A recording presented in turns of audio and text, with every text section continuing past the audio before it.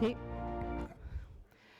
Molt bé, doncs bona tarda i benvingut tots al Col·legi d'Enginyers de Camins, Canals i Ports. Avui ens trobem per la jornada sobre l'emmagatzematge que hem construït dins d'un cicle de 3 jornades que vam començar a principis d'any per tractar temes que entenem claus per la transició energètica i en particular per tot el que esperem que ha de passar a Catalunya. Vam començar amb un Camins Confidencial amb la Marta Morera, directora de l'ICAEN, vam seguir amb una jornada sobre eòlica marina que, donat l'interès que va despertar, doncs, ens hem compromès a donar-li continuïtat i avui tanquem el cicle amb aquesta jornada entorn l'emmagatzematge, que és un paràmetre clau per assegurar la transició energètica si volem que la penetració de renovables sigui una realitat. Així que jo no m'allargo més, benvinguts, estem contents de tenir-vos a tots aquí, gràcies per acompanyar-nos i gràcies als ponents per haver acceptat la invitació y venir a compartir els vostres coneixements y a los que venís de un poco más lejos, pues un extra de gratitud. Gràcies a tots, bona tarda.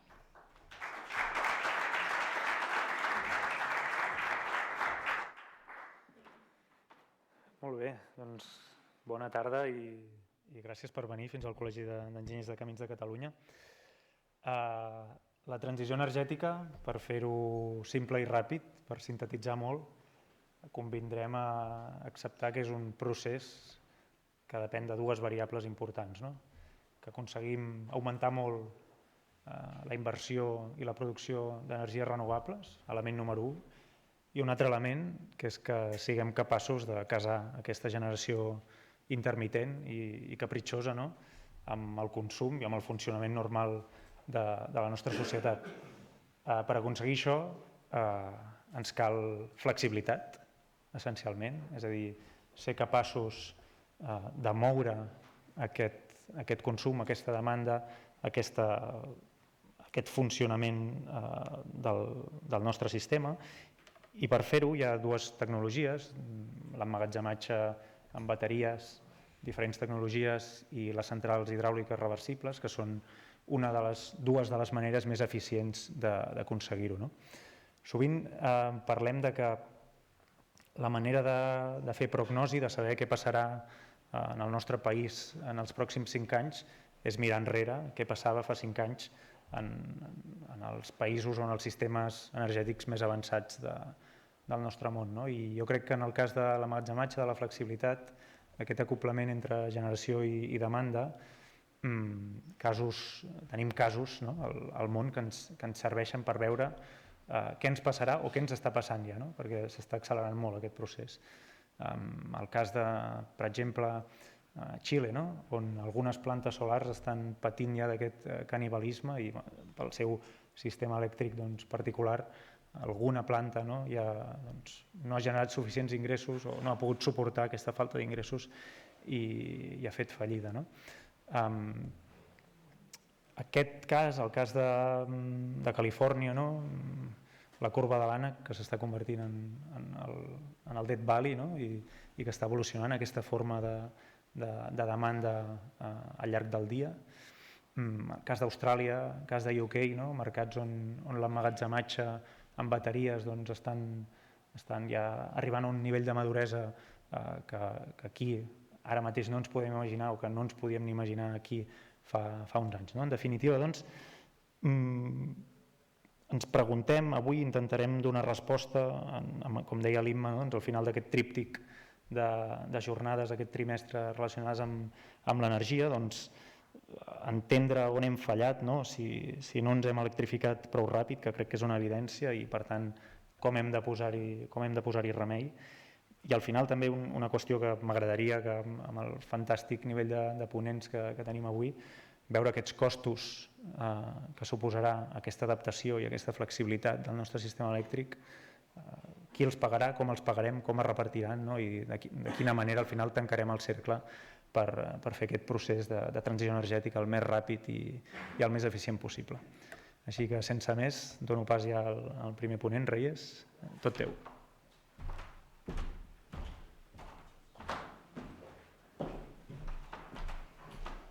Moltes gràcies, Gil. Bona tarda a tothom. Si no os importa, a partir de ahora yo voy a hablar en castellano, más que nada porque si ya tenemos el reto del almacenamiento que estábamos comentando. Si yo os hablo toda la jornada en catalán, el reto va a ser vuestro entenderme a mí, con lo cual, si no os importa, voy a empezar.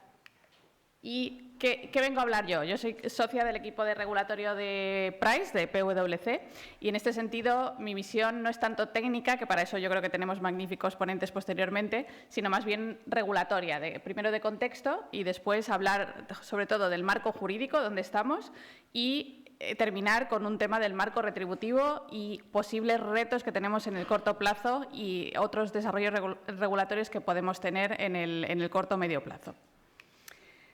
Bueno, estamos, como ha introducido Gil, ahora mismo estamos en un momento de transición energética, sobre todo para lograr la máxima penetración de renovables en el uso final de la energía, y esto nos lleva a que si aterrizamos en el ámbito nacional, porque podríamos hablar también de dónde estamos en el ámbito comunitario, pero vamos a ir al grano, vamos a hablar del ámbito nacional, tenemos un Plan Nacional Integrado de Energía y Clima vigente de 2021 a 2030 que impuso ya un ambicioso reto de lograr que el uso final de la energía con renovables fuera del 42%.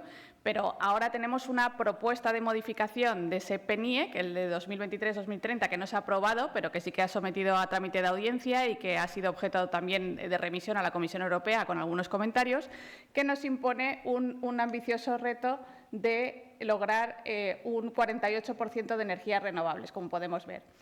Este reto solo se puede lograr sabiendo que las energías renovables no son gestionables y que pueden poner algún problema de seguridad de suministro en momentos dados en el sistema, obligan a desarrollar, por un lado, incremento de demanda con electrificación del sistema, pero por otro lado, desde luego, la ayuda esencial del almacenamiento, que nos va a brindar flexibilidad, nos va a brindar esa seguridad. Por este motivo, vemos que el borrador del PNIEC, que ahora se está discutiendo, hace un incremento del objetivo de almacenamiento, pasando de 20 gigavatios que se establecían en un primer momento a 22 gigavatios que tenemos ahora. Sí que hay que indicar que dentro de los 20 gigavatios que establecía el anterior plan, aparecía claramente disgregado cuál era la contribución de cada una de las tecnologías. De esta manera, la solar termoeléctrica contribuían 7,3 gigavatios, los bombeos estábamos hablando de 9,5 gigavatios, mientras que el resto del almacenamiento por medio de baterías son 2,5 gigavatios, o sea, la proporción era inferior en el caso de las baterías. Ahora, ¿cuál es la cuestión? Que así como en solar termoeléctrica sí que aparece un objetivo concreto en el borrador que tenemos ahora encima de la mesa, que disminuye de 7,3 a 4,8, es decir, vemos que en este caso el objetivo es reducir y lograr un cierre progresivo de estas plantas, muchas de las cuales, por cierto, tienen retribución regulada, a incrementar el resto de objetivos de bombeos, que podemos deducir que se situaría, aunque no se señala exactamente cuál es el objetivo, entre 4 o 6 gigavatios adicionales, y por otro lado, cuál podría ser la contribución del resto de las baterías, que como tampoco se identifica, pero que podemos deducir que está entre 2,7 y 3,7 gigavatios, y todo esto, que no es tampoco la previsión de Price de cómo va a estar el mercado, sino cómo deducimos que podría estar el cumplimiento de los objetivos. En esta diapositiva, la cuestión es qué mensajes realmente, más allá de estos objetivos cuantitativos, desde el punto de vista cualitativo, y dónde van a ir las políticas en la regulación energética y, sobre todo, del almacenamiento, cuáles son los mensajes que se lanzan en el PNIEC, teniendo en cuenta también lo que ya había marcado la estrategia de almacenamiento, que no podemos olvidar que ya se estableció en el año 2021. Pues bien, lo que decíamos, el almacenamiento tiene que dar una respuesta ágil, diaria, semanal y estacional para lograr la seguridad de nuestro suministro eléctrico. También debemos fortalecer la industria del almacenamiento, es decir, ya no es solo con este mensaje de contribución y producción autóctona, debemos lograr incluso que el almacenamiento se pueda hacer en España, o sea, que podamos hacer industria de almacenamiento, que pueda fomentar el empleo, cualificación profesional, formación, investigación y desarrollo. Esto es fundamental. Por otro lado, hay que lograr que el consumidor empiece a situarse en el centro y con un papel activo en estas cuestiones, ya sea a través de comercializadores o agregadores independientes. Tenemos que lograr que el almacenamiento no sea solo, digamos, un negocio hibridado con instalaciones de generación o con un almacenamiento standalone a gran escala, sino que incluso haya almacenamiento detrás del contador por consumidores domésticos, que también podrían contribuir a esa flexibilidad. Por otro lado, muy importante, un mensaje relevante, y es que tiene que establecerse un marco retributivo que establezca unas señales de precio que haga que el almacenamiento evidentemente sea atractivo y que permita recuperar la inversión. Veremos posteriormente cómo son los ingresos que percibe ahora un almacenamiento y qué se espera, en teoría, en el corto o medio plazo que se apruebe sobre esta cuestión, pudiendo avanzar ya que estamos hablando, y todo el sector habla de los famosos mecanismos por capacidad, de los que existió un borrador del año 2021 y que actualmente no se encuentran todavía desarrollados, pero ese es el debate que tenemos.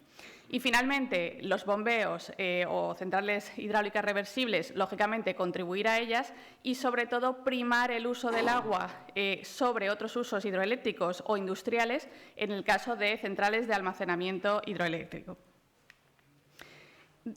A efectos de regulación, ¿dónde estamos?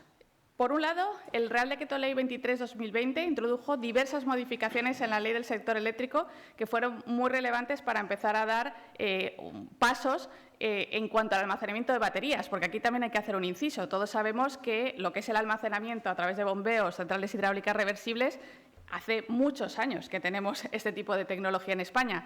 Entonces, lo que sí que estamos viendo que era necesario era establecer una regulación específica para el almacenamiento más dirigida a baterías, supercapacitadores, etcétera, que permitieran el desarrollo de otro tipo de almacenamiento, vamos a decir, innovador, en este sentido. Por ello, importante, se introdujo en la Ley del sector eléctrico la definición de qué se entiende por un titular de almacenamiento, que al final es una persona física o jurídica que posee una instalación que permite diferir el uso final de la energía eléctrica a un momento posterior a cuando fue generada, o bien que permite la conversión de energía eléctrica en otra fuente de energía que puede ser almacenada para su subsiguiente reconversión en energía eléctrica. Esto es importante porque realmente esta definición no está recogiendo todos los matices que recogía la definición de la directiva comunitaria que se trata de incorporar a nuestro ordenamiento jurídico, que es la Directiva sobre el Mercado Interior de la Electricidad, porque esa definición de la directiva incluía un inciso final y otros usos en otros vectores energéticos. ¿Qué ocurre? Que en España, al no haberse recogido este inciso final, hace que dentro del almacenamiento, por ejemplo, no puedan incluirse en la producción de hidrógeno a través de electrólisis que no dé lugar a una reconversión en energía eléctrica, porque en tal caso, al no existir esa energía final eléctrica, no podríamos hablar de almacenamiento. O igualmente, si hay una energía eléctrica que se transforma en calor, vapor o agua, pero luego no se reconvierte de nuevo en energía eléctrica, esto tampoco podrá considerarse almacenamiento. Otros principios importantes que podemos destacar es que los titulares de instalaciones de almacenamiento pueden participar en los mercados de producción y pueden participar en la gestión de la demanda. Esto incidiremos sobre ello posteriormente. También se permite la hibridación y en un doble sentido. Se permite la hibridación de instalaciones de generación con otros módulos de generación renovable o con almacenamiento. O bien pueden pedir en la hibridación en su conjunto permisos de acceso y conexión a la red de transporte o distribución, o bien se puede aprovechar cuando se incorpora, como decimos, un almacenamiento en una instalación de generación renovable, se puede aprovechar el permiso de conexión o el permiso de acceso que ya se había otorgado originalmente. De esta manera podrá lograrse con esa restricción de la evacuación a la red que se complemente la instalación de generación que, por ejemplo, va a funcionar durante el día, pensemos en una fotovoltaica, con el almacenamiento que normalmente podrá funcionar o verter energía a la red en otras horas que no coincidan justamente con aquellas en las que se vierte la energía a la red por parte de la fotovoltaica. Por otro lado, decir algo importante también, y es que a efectos de los permisos de acceso y conexión, existe la posibilidad en nuestro ordenamiento de que se declare la caducidad de los permisos de acceso y conexión cuando a lo largo de la tramitación de una instalación esta deja de ser la misma. Y lo importante aquí es que se ha introducido un inciso en la Ley del sector eléctrico que hace que cuando se incorpora almacenamiento a una instalación, esto no impide que se siga considerando la misma. O sea, siempre que no se varíe la potencia más del 5% o no se mueva la ubicación o el centro geográfico de la instalación más de 10 kilómetros, la instalación puede seguir siendo la misma y, en este sentido, a efectos de la tramitación administrativa, no es necesario pedir un nuevo permiso de acceso y conexión, sino la mera actualización del permiso anterior. A efectos de tramitación de las plantas, un mensaje que es muy relevante, y es que las instalaciones de almacenamiento, a todos los efectos y con los matices que diré posteriormente, siempre se asimilan a instalaciones de generación. Es decir, que si hay que tramitar una instalación de almacenamiento, los permisos que tengo que obtener, o los permisos o autorizaciones administrativas, son los mismos de una instalación de generación. En ese sentido, si necesito permiso o autorización administrativa previa de construcción y de explotación, pues son los mismos los que voy a requerir en el almacenamiento. Y no solamente cuáles son los permisos, sino también a efectos de competencia. Es decir, si un almacenamiento tiene más de 50 megavatios, será competente la Administración General del Estado para su autorización, mientras que si tiene potencia inferior, la competencia será autonómica. Igualmente se hace una equiparación del almacenamiento en las instalaciones de generación para su inscripción en el Registro Administrativo de Instalaciones de Producción de Energía Eléctrica. ¿Qué permisos o autorizaciones ambientales se van a necesitar? Esto es algo muy relevante porque también se ha modificado recientemente la Ley 21/2013, porque anteriormente, como los almacenamientos no aparecían recogidos en la norma, los promotores se planteaban si realmente era necesaria o no una autorización ambiental.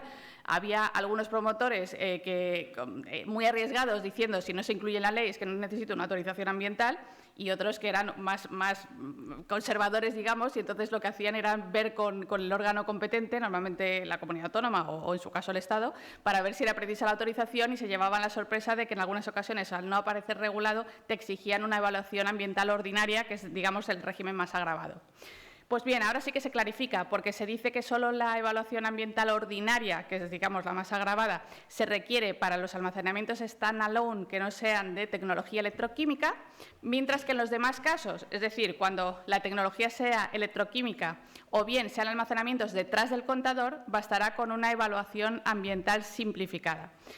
Decir en todo caso que el sector tampoco está muy de acuerdo con esto, porque al final lo que se indica es que medioambientalmente un almacenamiento, si pensamos en una batería sobre todo, realmente podemos decir, con todos los respetos, pues que es una caja grande o como un camión, o sea, no sé cómo explicarlo, pero que al final medioambientalmente no va a tener una repercusión muy relevante frente a lo que sería una instalación de generación, sobre todo si vamos a hacer una hibridación sobre algo que ya teníamos autorizado medioambientalmente.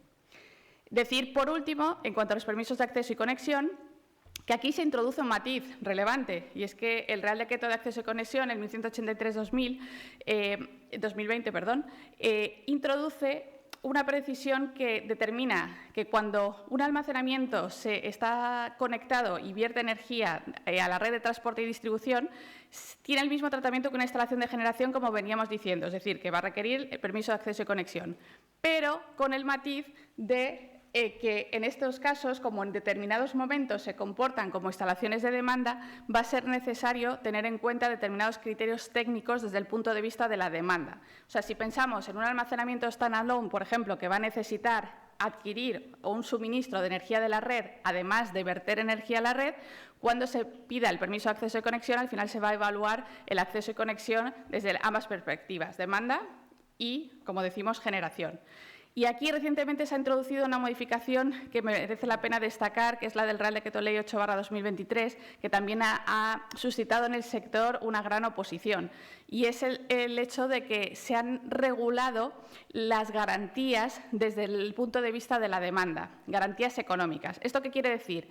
Que si un almacenamiento hasta ahora tenía que poner una garantía de 40 euros kilovatio para poder ser autorizada como parte de una instalación de generación, como decía, como ahora también se va a contemplar desde la perspectiva de la demanda, además va a tener que poner 20 euros kilovatio, con lo cual lo que se está haciendo es desincentivar a los almacenamientos. Por eso el PSOE y Sumar ya han anunciado que vía enmienda en el proyecto de ley que ahora mismo se está tramitando del Real Decreto Ley que os decía, 8/2023, que fue convalidado por el Congreso de los Diputados, parece que vía enmienda se va a eliminar esto porque no tendría ningún sentido que un almacenamiento tuviera que pagar 60 euros frente a los 40 que paga una instalación de generación. Decir que dos mensajes fundamentales en esta diapositiva, y es que desde mi punto de vista las directivas comunitarias y los reglamentos no se están atendiendo en su totalidad o no existe una transposición completa en la regulación del almacenamiento. De un lado, porque hemos visto que se exigen autorizaciones al igual que una instalación de generación normal y corriente, cuando la directiva sobre renovables habla de procedimientos simplificados, poco costosos y con notificación simple, con lo cual esto es algo que creo que está pendiente de poder simplificarse en el ámbito nacional. Y, por otro lado, decir que falta la regulación de los mecanismos de capacidad, porque yo creo que es importante ir a la última parte de la presentación, que es la retribución. Decíamos que hablábamos de tramitación y hablábamos de retribución o de ingresos. ¿Qué obtiene un almacenamiento? Al final, el almacenamiento vende su energía, como cualquier instalación de generación en el mercado, diario, intradiario, y también puede participar en los servicios de ajuste. Y al final, lo que hace un almacenamiento es el arbitraje con los precios de las instalaciones de generación, sobre todo la fotovoltaica. Podemos ver en este gráfico la famosa curva de Pato que decía antes Gil, que vemos que al final el almacenamiento lo que va a hacer es comprar la energía cuando está más barata, es decir, en la parte de abajo de la curva, como vemos, mientras que la va a vender en el momento en el que sea más caro. Y haciendo este arbitraje, por un lado, contribuye de alguna manera al incrementar la demanda en el momento en el que se necesita que la fotovoltaica, que sabemos que tiene un coeficiente de apuntamiento que se va reduciendo con el tiempo, pueda tener más ingresos y, por otro lado, pues se puede hacer esa ganancia, digamos, por la diferencia entre un momento del tiempo y otro en el que se compra y vende la energía.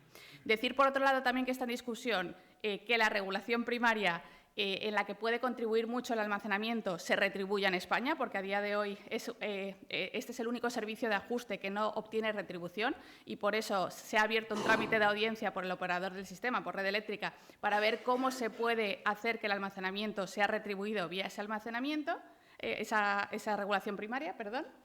Y, por último, hace referencia al mecanismo de capacidad que he indicado antes. O sea, yo creo que el campo de batalla que tenemos ahora en España de la regulación, de qué se tiene que hacer ahora para fomentar más todavía la inversión en el almacenamiento, es regular los mecanismos de capacidad, que sería una manera de retribuir en euros megavatio la potencia firme que un almacenamiento puede otorgar al sistema.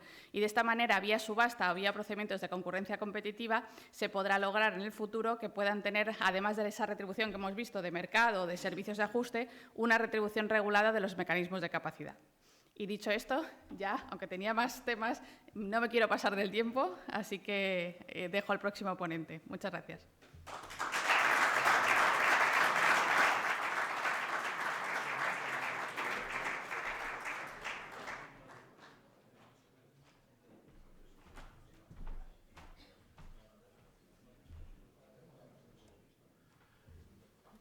Bé, bones tardes. Un plaer estar aquí i haver acceptat aquesta invitació. Soc Joan Ramon Morante, director de l'Institut de Recerca en Energia de Catalunya i el meu objectiu és parlar de bateries, estat de la tecnologia i potencial a Catalunya. Per començar, s'ha dit, és important la transició energètica i introduir renovables. Estic invertint en renovables. Jo tinc que afegir el que sempre es descuida. Invertir en renovables, invertir en la xarxa, perquè si posem renovables tenim que posar molta més electricitat de la que ara s'està utilitzant i, per tant, necessitem invertir en la xarxa i, òbviament, invertir en emmagatzematge. És a dir, transició energètica té aquestes tres coses: renovables, xarxa i emmagatzematge. No ens en podem oblidar de cap. Bé, parlar d'emmagatzematge és dir on posem l'energia. I l'energia, per allò de les lliçons de quan estudiàvem, ja no diré a la carrera, sinó al batxillerat o l'equivalent a batxillerat, pot ser mecànica, química, electroquímica, electromagnètica o tèrmica. Deixo fora energia nuclear. Aleshores, tenim una cosa que jo utilitzaré ara, que és el concepte que per injectar l'energia elèctrica, per exemple, en forma electroquímica, hi ha un rendiment, hi ha un altre rendiment per tornar a recuperar l'energia en forma elèctrica i quan la tenim en forma electroquímica o química o mecànica poden haver-hi pèrdues. Això dona el que se'n diu el concepte de round trip. Aquí s'està parlant de diversos tipus d'emmagatzematge, però tenim que tindre en mente quina és l'eficiència de jo hi poso 1 megawatt hora, quan la recuperi i quan en trauré. Això és fonamental. La segona cosa és la densitat d'energia. I ara ho veurem. I després diferenciar entre el que és emmagatzematge per recuperar energia o emmagatzematge per recuperar, evidentment, energia, però amb un espai de temps molt curt, és a dir, que és potència. Perquè si no estarem barrejant el que és un supercapacitor amb el que és una bateria, i no són el mateix. A un li demanem energia pausadament i continuadament, i a l'altre li demanem un pic d'energia, que seria molta energia en poc temps, seria molta potència. Concepte per entendre tot el que vaig a dir, densitat energètica. A veure, tenim que desfossilitzar, o sigui, no fòssils el 2050, i el 48% de l'energia que es gasta a Catalunya és per transport, és fòssil. Si tenim que electrificar-nos, vol dir que molta de l'energia, aquesta que ara és fòssil, tindrà que passar a elèctrica. Però estem substituint un vector energètic dièsel, gasolina, que té de l'ordre d'una densitat de 12 quilowatts-hora per quilo, l'estem substituint per una bateria que, com veurem, són 250 watts-hora per quilo. Aquí el problema que veurem en mobilitat del pes de les bateries, perquè es tenen que posar molts quilos de bateria o molt de volum de bateria. Per això es parla de vectors energètics diferents que la benzina, que els fòssils, com pot ser l'hidrogen, senzillament per la densitat energètica, allà on no es pugui fer en bateries o amb altres fórmules. Bé, quines eines tenim? La ciència, la tecnologia, quines eines ens dona? La mecànica, i parlarem del bombeig, també parlaré de l'aire comprimit, no parlaré del flywheel, perquè és de potència, no és d'energia. Electroquímicament, si fem energia electroquímica serien bateries, no parlaré de supercapacitors perquè és per donar potència, no per donar energia, i finalment parlarem de l'emmagatzematge químic, és a dir, l'energia elèctrica la posem en una molècula, hidrogen, metà, un hidrocarbur, bé, en una molècula, i després el podem transportar i fer. I deixo a part, perquè no hi ha temps, evidentment, d'energia tèrmiques. És a dir, aquí tenim una miqueta les capacitats que ens estan brindant d'afrontar valors. Aquest és un gràfic ja molt clàssic. Les bateries tenen les seves limitacions i, per tant, si volem emmagatzemar molta més energia que la que ens ofereixen les bateries, doncs tenim que anar als sistemes hidràulics de bombeig o tenim que anar a emmagatzematge químic, posar l'energia que porten els electrons en una molècula. La més fàcil és l'hidrogen. I aquí tenim una escala que és important. A mi m'agrada explicar-la, dedicar-hi 30 segons. Un mòbil, bateria, perquè ens en fem una idea, són 7 watts hora. Un ordenador són 70. Estic seguint el 7, però per dir-ne un ordre. En una casa, 7 quilowatts hora, una bateria de 7 quilowatts hora, si és més família, més gran, i després ja tenim que si ens anem a una instal·lació d'energia renovable, doncs ja serien megas. He posat 700 quilowatts hora, més de 700, però ja ens en diríem emmagatzemar megas. Però aquí tenim una escala, i amb un cotxe, 70 quilowatts hora. 70, 80, 50, si és més petitet. Important per tindre una idea de l'escala de mesures. Següent idea, emmagatzematge. No es pot tractar l'emmagatzematge d'igual manera a tots els llocs on hi ha necessitat d'emmagatzemar energia. Les solucions i les maneres són molt diferents.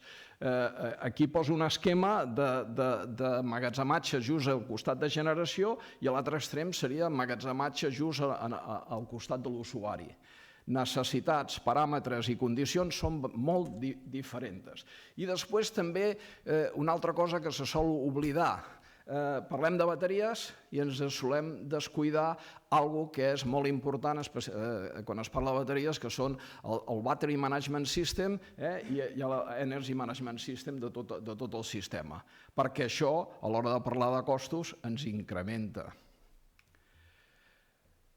Energia mecànica, l'exemple, hidràulica de bombeig, no vaig a descobrir res, abans estàvem parlant del primer exemple, no sé si és d'Espanya, però almenys de Catalunya, que és Stangento, i aquí poso un dels projectes que es ve arrastrant i on la realitat de Catalunya probablement li faci falta en el futur renovable a Catalunya, que seria un bombeig entre Riba-roja i la Fatarella.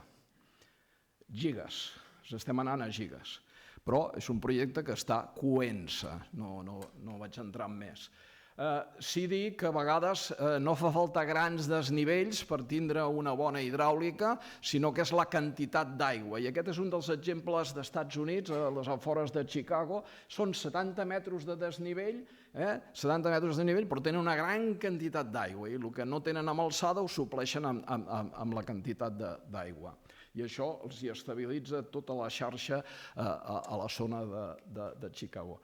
I un altre exemple que volia citar, perquè crec que se'n pot aprendre molt i pot donar moltes idees. Està fet a la Isla de Hierro. Hi ha acantilats, 700 metres, a dalt hi ha aerogeneradors, dessaladora a nivell del mar i hi ha 2 dipòsits d'aigua que serveixen per emmagatzemar tota l'energia. Això pot donar moltes idees, perquè aquí tenim els Pirineus i pot donar idees de fer coses.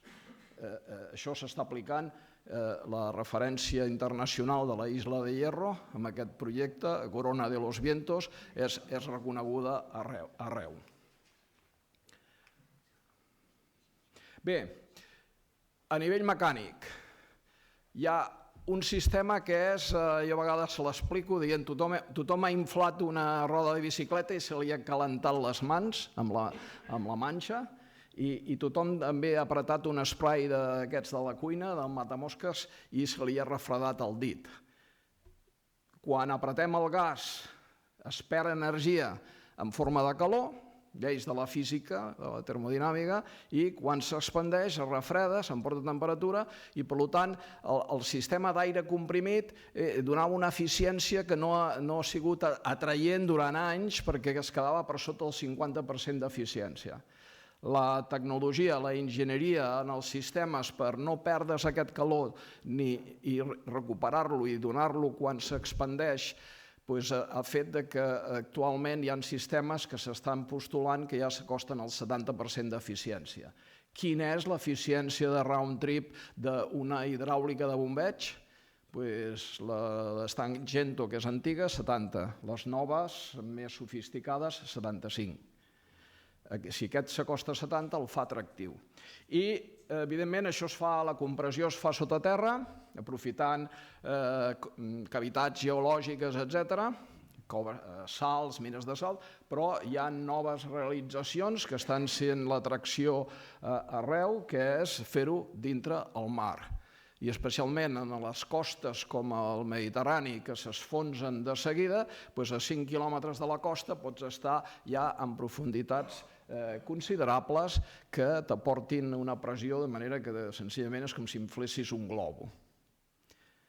Comprimeixes, controles i pots tindre veure'ns a terra una planta quan recuperes, produir de nou l'electricitat, i si t'acostes a eficiències de 65, a prop de 70, ho fa atractiu. Ara, qui està siguent el motor de la impulsió de les bateries? La indústria automobilística és la que està fent que la indústria hagi desenvolupat totes les bateries.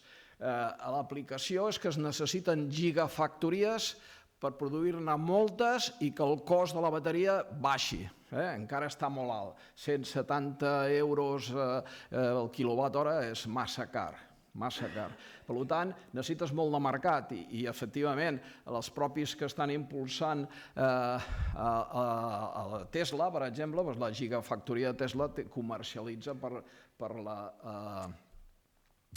els consums domèstics, l'autoconsum, i tens bateries, aplicacions a casa per senzillament desplaçar, que durant el dia captures i gastes la corrent l'energia durant la nit.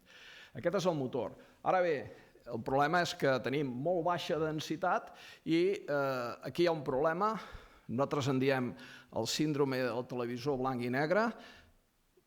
No es van vendre televisor en color fins que tothom va tindre un televisor blanc i negre a casa seva perquè les lleis del mercat et porten a amortitzar aquestes grans inversions. El gran dilema és: la tecnologia de bateries pot estar millorant en els propers anys?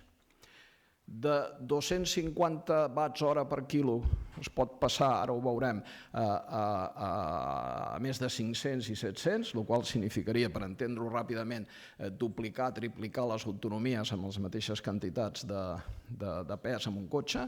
Imagineu-vos emmagatzematge.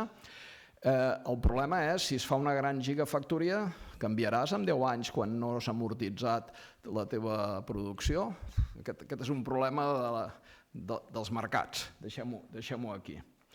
Aquesta és l'evolució, és a dir, la gran tendència que s'està desenvolupant és el que se'n diuen bateries d'all solid state, que poden incrementar la densitat bastant, i també les de liti i sofre, que poden arribar pràcticament als 1.000 watts hora per quilo, quan ara estem a 250. Una cosa de les bateries, número de cicles, vida mitja. Es té que respectar la profunditat de descàrrega, no pots descarregar-la a zero. I llavors el cost 175 més BMS més EMS i el pes. Això són qüestions importants. Quan volem aprofitar per emmagatzemar energies renovables, esclar, no les podem posar a qualsevol lloc. Són instal·lacions en container amb temperatura controlada, amb la qual encara que el round trip de la bateria sigui 90%, acabarem gastant un percentatge per mantenir l'aire condicionat i les condicions dintre el container. Bé, no hi ha temps, aquí era un exemple per discutir sobre la influència de la profunditat de descàrrega. Llavors, en bateries m'agradaria comentar que no tots s'acaben al ió-liti. Aquí estem parlant d'emmagatzematge per renovables. Se suposa que no tenim cap de les exigències que té la mobilitat, si no són bateries estacionàries, i aleshores quan un busca instal·ladors, per exemple, en Estats Units, va a la pàgina web i diu dues opcions: vostè què vol, liti o vol bateries de flux? Ocupen més volum, no són més cares i tenen una vida i econòmicament un rendiment beneficiós. N'hi ha moltes instal·lacions, n'hi poden haver-hi més, i està evolucionant que aquestes bateries de flux plantejar-se utilitzar el que eren certs elements metàl·lics com el vanadi, passar a utilitzar química sintètica de molècules orgàniques per fer els electròlits. Bé, doncs acabo perquè el temps està fet. Dir-vos que també podem emmagatzemar amb una molècula química i això ens dona lloc que podem posar energia a l'hidrogen, però també amb una molècula de metanol, amb una molècula de qualsevol química.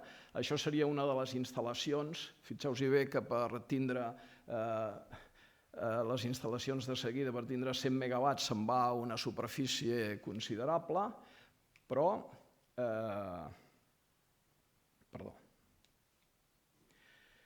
aquí tenim una planta de 25 megawatts, per exemple, a l'edifici aquest, i a dalt podeu veure el que és un electrolitzador dels que s'utilitzen per... Si passes electricitat a la molècula de l'hidrogen, 65% d'eficiència. Si de l'hidrogen passes una altra vegada a l'electricitat és un altre 65%. Quan el tens amb hidrogen tens que pressuritzar-lo per guardar-lo, pots arribar a perdre entre un 80, un 20 o un 30%, amb la qual cosa al final el round trip d'aquest emmagatzematge químic és 33 en el millor dels casos i 29 probablement o 27-28 en els altres. Molt bé, ho deixo aquí, que el temps corre. Moltes gràcies.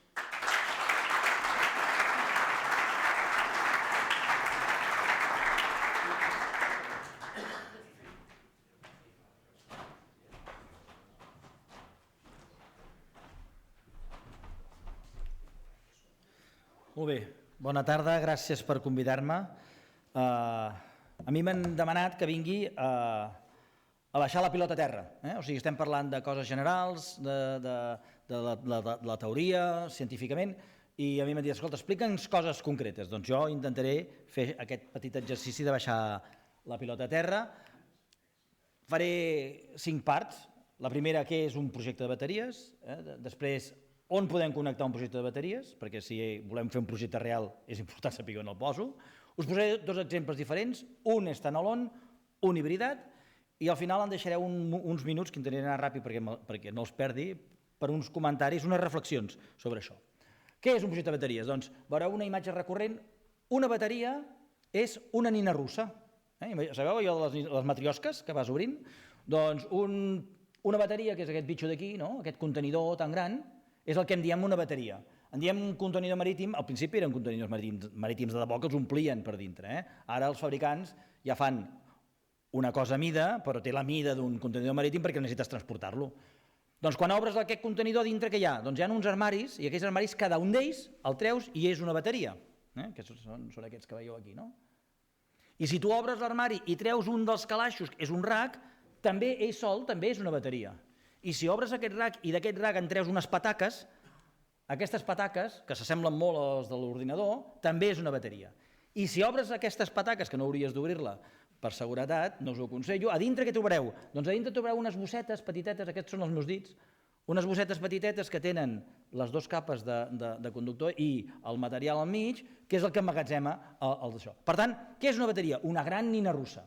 La bateria és això gran i després de la bateria, doncs aquí veieu, no? O sigui, aquest és un exemple d'una bateria. La mateixa bateria emmagatzemant, o sigui, donant-me l'energia una hora, entregant molta potència, no fa el mateix, no guarda la mateixa energia que si me l'entrega 4 hores. La mateixa bateria, aquesta mateixa, que és una concreta, doncs aquesta bateria 4 hores em pot donar 8 megawatts hora, però en canvi si només és una hora doncs em donarà 3 megawatts hora només, em donarà 4 megawatts de potència. O sigui, pot duplicar la potència però baixarà molt la quantitat d'energia que faig. I com és un projecte sencer? Doncs un projecte sencer torna a ser una nina russa, és a dir, la famosa matrioshka. Un projecte sencer no és res més que quan tu vas al projecte sencer, a darrere d'un transformador hi ha 4 inversors, per exemple, en aquest cas d'aquí, i a darrere dels 4 inversors hi ha normalment 8, normalment 2, depèn, contenidors bateria. Per tant, agafo els contenidors bateria, els ajunto, els poso en un inversor, ajunto uns quants inversors, poso un transformador, i allò és una primera unitat, en aquest cas seria una unitat, tots això, una unitat de 5 megawatts, amb aquest mateix contenidor que us he ensenyat, una unitat de 5 megawatts, que vull 20 megawatts, n'haig de posar 4 unitats, nines russes, o sigui, el gran projecte, cada vegada vas obrint-lo, nines russes. Vinga, va, que ja us esteu avorrint, anem a com, on podem connectar un projecte. Un projecte de bateries és a la vegada un generador i és a la vegada un consumidor. Per tant, quan actua com a consumidor, està competint amb els que consumim. I està competint amb els que consumim justament al migdia, que és quan l'energia és barata, i per tant està competint amb els que consumim en el moment que més consumim. Per tant, una primera consideració és un generador que ens dona energia de nit, que és quan menys fan fa, i en canvi es posa a gastar energia al matí. Per tant, i aquí ve la primera cosa, la repetiré després, si ho poso molt lluny de la demanda no es fa nosa amb la demanda, però l'haig de portar fins a la demanda, si el poso molt a prop de la demanda es fa nosa amb la demanda. Molt bé, anem a projectes, que si no em renyaran perquè no he fet els meus deures. Us presento un projecte de 100 megawatts. Això és un projecte de 100 megawatts de potència, 400 megawatts hora d'energia. Ocupa 2 hectàrees, és mentida, no ocupa 2 hectàrees, amb 1 hectàrea i mitja ja faria, però el propietari de la finca em lloga la finca sencera i té 2 hectàrees. I a més, com que tinc espai, els dissenyadors tenen una mania, els prescriptors, que tinguem uns carrers entre 12 i 14 metres de distància perquè passin les grues. Jo que he estat en la indústria treballant en projectes i amb grues de 300 tones, no els hi fan falta 14 metres per passar una grua. Però els dissenys, els datasheets dels fabricants són així, ho hem de complir. Bé, deixeu-me explicar-vos-ho, perquè clar, això és molt maco, ja ho heu vist, la forma que té, són contenidors, cada grup d'aquests, 8 contenidors, cada grup de 2 contenidors, un inversor, 4 inversors, un transformador, i estan en aquest d'aquí. Aquest d'aquí té 2 inversors a la dreta, 2 inversors a l'esquerra i al mig un transformador de 5 megawatts i mig. Com que vull 100 megawatts, en poso 20. Clar, 800 megawatts tota la vida. Com que això es va degradant, perquè les bateries es degraden, haig de tenir en compte que amb la vida, per poder tenir aquesta vida útil, tindré això. I aquí he posat una cosa, perquè, clar, això és un projecte real. El faré o no el faré? El faré si és rendible. Llavors, com que no tinc ni idea de quin serà el preu de l'energia en el futur, he fet una cosa que és un exercici. Quin és? Si jo agafo el preu de l'energia quan gasto i miro el preu de l'energia quan surt, podem fer uns números. Doncs aquí us he fet una taula, que suposo que les presentacions estaran disponibles per a tothom, perquè veieu quina és la rendibilitat d'un projecte com aquest que costa 100 milions d'euros, quina és la rendibilitat que pots treure en funció de quant costa l'energia quan la compro i quant costa l'energia quan la trec. I perquè veieu que hi hagi una rendibilitat raonable, posem el 7%, que no és una rendibilitat molt raonable, però una rendibilitat de gran utility, que seria aquest 7%, haig de tenir una diferència entre l'energia d'entrada i la de sortida de pràcticament 95 euros al megawatt hora. Això és un projecte de debò, o sigui, amb ofertes de debò, 250 euros megawatt. El professor Morantes deia 175, sí, la bateria ho és, però clar, el projecte, la bateria l'haig de fer al contenidor haig de fer el transformador, haig de llogar el terra, haig de fer uns carrers, fet i fotut, 250 euros megawatt és el que ens deixarem per fer un projecte d'aquest estil. Bé, doncs aquest seria un projecte standalone, un projecte que faria entre un cicle i un cicle i mig al dia, perquè si has d'anar a buscar aquestes hores, també et surt a compte agafar i deixar un parell de vegades, perquè si no, no en tindries prou per la rendibilitat. Bé, segon projecte, un projecte hibridat. Aquest és un parc fotovoltaic, els Valentins, me l'estimo molt, és el primer que he fet i a més té moltes coses. Entre les moltes coses que té, tenim la idea de fer-ne, de posar-hi bateries. I aquí el que he fet és un altre exercici que també crec que és molt interessant amb hibridació. Aquest és un parc de 9 megawatts. He posat 9,9 megawatts pic de potència en plaques. Bé, aquest és el projecte. Si jo posés bateries, en comptes de 9 megawatts podria arribar, o sigui, mantenint els 9 megawatts de la companyia elèctrica, podria arribar a instal·lar més potència, perquè les plaques les podria guardar i treure-les més tard. Doncs us presento la nuclear, una fotovoltaica que és una nuclear. 8.000 hores de producció, a base de què? A base de, pel mateix forat que trec 9 megawatts, instal·lant una capacitat de 627 megawatts hora, puc arribar a sextuplicar la potència. Amb el mateix forat de sortida, amb la mateixa xarxa elèctrica. Quin problema hi ha? Bé, al final veureu el problema, tot té problemes. Aquí he posat un exemple, el de 6 és massa extrem, l'òptim estaria al voltant de 4. Al voltant de 4, és a dir, a tot arreu on ja hi ha una connexió elèctrica, aquella connexió, en el futur, si posem bateries, podria multiplicar-se per 4 sense que la xarxa se n'enteri. Sense línies, sense mats. Faltaria això, posar-hi... Aquí baix teniu els números. Estic fatal de temps, no? 2 minuts em queden malament. Consideracions. No és el mateix on te posem les bateries. Si jo poso energies renovables lluny del consum, allibero una mica la xarxa. Si jo poso bateries prop d'on te genero, allibero una mica la xarxa, però si jo poso bateries on te consumeixo, el que faig és que genero un problema, perquè estic tensionant la xarxa en aquell moment. Per tant, a les consideracions hi vaig per aquí. Les consideracions és que casar oferta i demanda en bateries tant se val on te les posis, sempre la pots casar.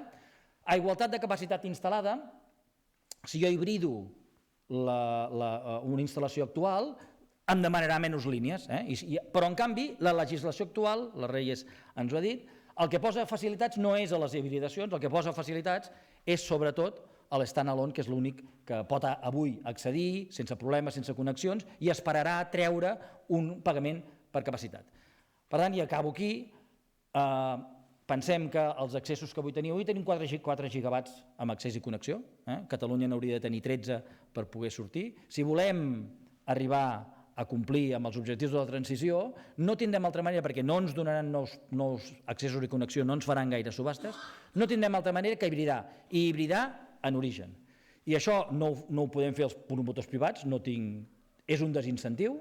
Per tant, l'administració haurà de treballar per incentivar-nos perquè ho fem al revés. Avui ens porten cap a l'stand-alone. Moltes gràcies.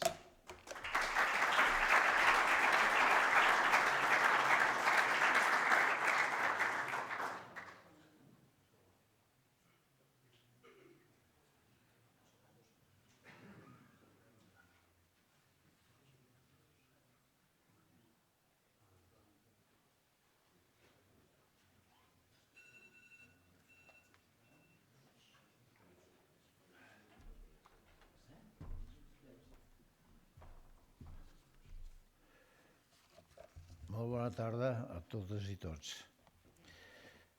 Soc Antoni Taüll. Tota la meva vida professional com a enginyer industrial amb una companyia catalana desapareguda de caràcter públic, Ener, que ha funcionat com una autèntica empresa privada, en primer lloc.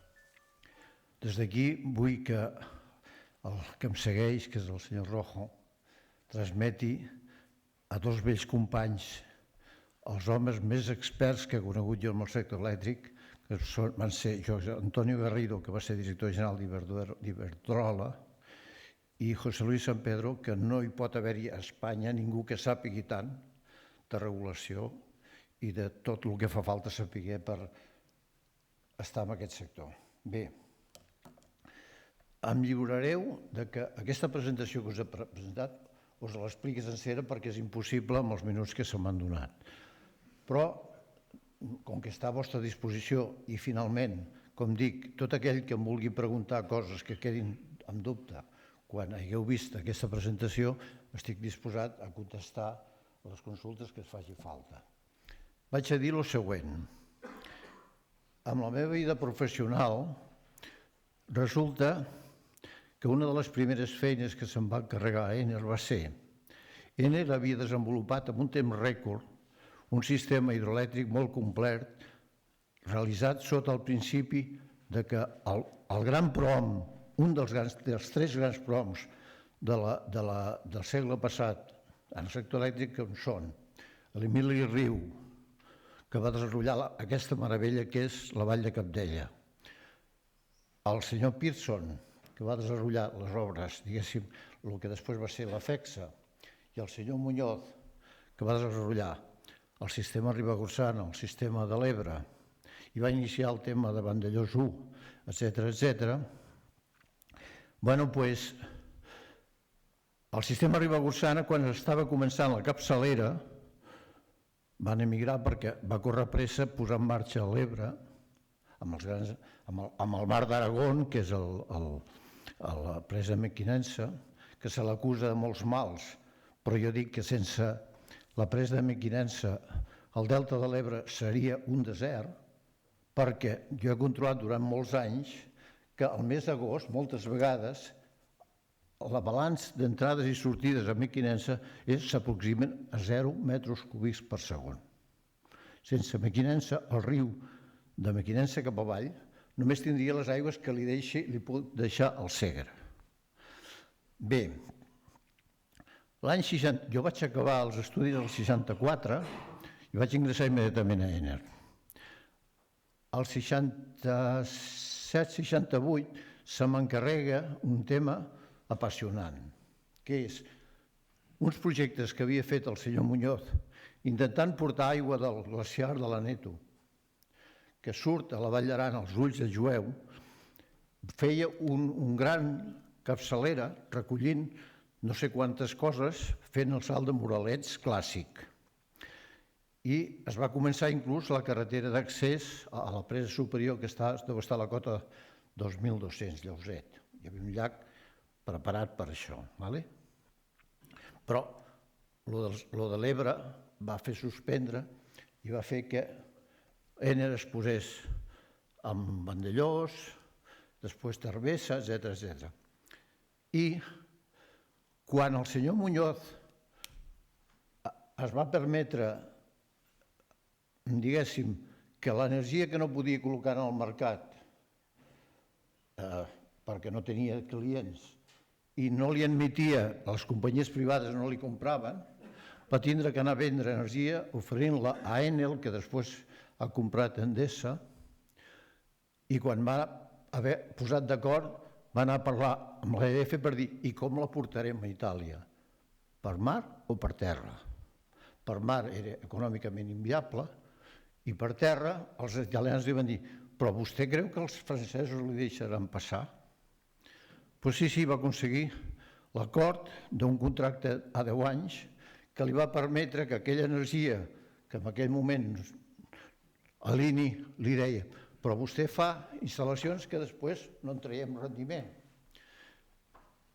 Hi va haver el primer contracte i la primera línia de 400 va ser de Rubí a la Godier, feta en un temps rècord de 2 anys. Quants anys ha costat la MAT de Santa Llogaia, que abans es va projectar d'Aragón Casaril? Bé, quan m'encarreguen aquest tema, què es pot fer amb el que queda de capçalera? Llavors, quan vam parlar amb els francesos em van dir, quan els vam anar a oferir, no, millor dit que van dir, en lloc de vendre a Itàlia, vengui a mi, que jo la necessitaré perquè jo tinc poca capacitat de regulació, perquè els rius francesos pràcticament quasi no tenen embassaments a baix. I nosaltres farem un gran programa nuclear que per cada 100 megawatts que farem de nuclear necessitarem 1/3 de bombeig. Llavors, Ener em va dir, mira de veure, aviam, amb bombeig, què necessitarem i on t'ho podem col·locar. I vaig fer els estudis de la capçalera del Tor i la capçalera de la Ribagorçana. I dels 3 projectes que vaig estudiar, vaig seleccionar l'actual Moralets, que es va realitzar només en Moralets 1, però que jo el vaig dissenyar per Moralets 1 més Moralets 2. Moralets 1 només es va equipar amb 221 megawatts i Moralets 2 jo el vaig predissenyar per 600. Endesa, el 2013, va aconseguir la concessió de la Confederació Hidrogràfica de l'Ebre, del Miteco, és igual, per 600, van començar les obres i les va suspendre per desacord amb l'administració respecte al que s'ha comentat aquí de la retribució, diguéssim, d'aquesta tecnologia. Bé, dit això, doncs allò que es va dissenyar i que jo li preguntava al company Iverdola, hi va haver-hi llavors un gran esventall, des d'un Villarino que pot donar resposta durant més d'un mes, no sé quantes hores, per buidar Villarino a plena càrrega, pot donar resposta a un megamagatzem, el més gros que hi ha a Espanya, fins a l'exemple de Tangent Sallent, que ha sigut mencionat aquí, que són 6 o 7 hores, que jo crec que per la resposta de la fotovoltaica, amb una gamma que vagi de 8 fins a 12 hores diàries de buidament, és l'hibridament ideal. Per l'eòlica podrien haver-hi Villarinos, que jo crec que és irrepetible. Em deia ell que això que és, cortes la muela, ¿cuántas horas tiene? 15? 16, vale, d'acord. Dit això, des del Col·legi d'Enginyers de la Comissió d'Energia, a mi em varen enviar a casa, els d'Endesa, l'1 de juliol del 98. Amb gran disgust, perquè jo en aquell moment tenia l'encàrrec de netejar tot el que havien fet. A Endesa vaig fer, a Ener vaig fer tot el pla de gestió mediambiental, vaig crear el Departament de Medi Ambient, vaig tenir que posar la gorra de mediambientalista, siguent totalment, diguéssim, els meus companys em deien, cony, ara ens toques els nassos amb criteris mediambientalistes. És igual. Bé, i tenia un plan de netejar i adaptar mediambientalment aquelles instal·lacions que s'havien fet sota el principi que el senyor Muñoz havia dit al Ribagorçana que no es pergui ni una gota d'aigua, i no se'n perd ni una gota perquè tot està hiperregulada, perquè és un riu que té 600 hectòmetres a l'any d'aportació, l'any mig, i té una capacitat propera als 1.200 de megamatzament. Y que no se pierda ni un solo metro de desnivell. I la suma de salts bruts de la conca supera el desnivell entre el màxim punt i el més baix. Però el Noguera Ribagorçana actual, amb els estudis que modestament estic fent, se li pot treure barbaritats. I, per exemple, veureu que hi ha una diapositiva que, perdón, rojo, tenemos una capacidad en el Noguera Ribagorçana de equipar con criterio de 8 a 12 horas de respuesta de hasta 10 gigas. Fíjate bien, ¿vale? Bien. Entonces, aviam, y hago la presentación en sociedad de lo que yo llamo el Gran Moralets, que diseñé el 68 con 600 megavatios y que ahora, con el criterio de las 2 presas que tenemos y de una presa que existe en la cabecera, que es enlazable de al lado, existente, podemos llegar a equipar con 4 gigavatios en una zona donde, de todas las interconexiones con Francia, es infinitamente más barata que la de la Bahía de Vizcaya y que las que se pueden montar desde Aragón o desde Navarra, ¿vale? 62 kilómetros hay entre Moralets y Casaril, la misma distancia que hay entre Santa Llogaia y Baixas, ¿de acuerdo? Bien, entonces, os doy unos cuantos datos para que quien tenga que trabajar, pues hay unas cosas importantes. Primero, reconocer que por fin se está reconociendo que las concesiones de la hidráulica para bombeo estén por delante de la hidráulica normal, entre el uso de regadío y todos los usos industriales. Esto es muy importante, porque el bombeo no consume agua. La reciclamos infinidad de veces, subimos y bajamos, ¿de acuerdo? Tenemos pequeñas pérdidas, como todo ciclo de agua por evapotranspiración, y si tenemos pérdidas en conducciones, vuelven otra vez al cauce, o sea, no se pierden. Primer punto. Segundo, el coeficiente de firmeza del bombeo, los mixtos que tenemos, en UNESA siempre hemos trabajado con un coeficiente de firmeza de 0,77, pero cuando estudiamos bombeos de mucho desnivel, el coeficiente de firmeza, que consiste que la potencia nominal, digamos, que has instalado, en la que tienes garantizada, puede llegar al 90-92%. La vida útil, no os digo nada. En el Pirineo tenemos un ejemplo fantástico de una central que ha cumplido 106 años y está en perfecto estado, y yo creo que durará 100 más, que es Seira, ¿vale? De acuerdo. Entonces, ¿qué potencial tiene Cataluña? Porque Cataluña tiene un gran problema. Aragón no va a saber qué hacer con las renovables, porque ya produce el doble con renovables de su demanda y sigue creciendo a un ritmo vertiginoso, y Cataluña, como todos sabéis, el crecimiento de las renovables es casi nulo. Entonces, eso exigirá que haya grandes líneas de interconexión, pero si no hay intermediamente unos grandes almacenes, no haremos nada, porque también seguirá sobrando en las horas, digamos, de máximo sol o de viento, y no tendremos energía en las horas en que no hay sol ni viento, ¿vale? Entonces, en el Colegio de Ingenieros, en la Comisión de Industriales de Cataluña, hace 2 años hicimos un análisis de la transición, hablando del PENIEC, etcétera, etcétera, y llegamos a la conclusión. Entonces, teníamos inventariados, si no recuerdo mal, 17 gigas.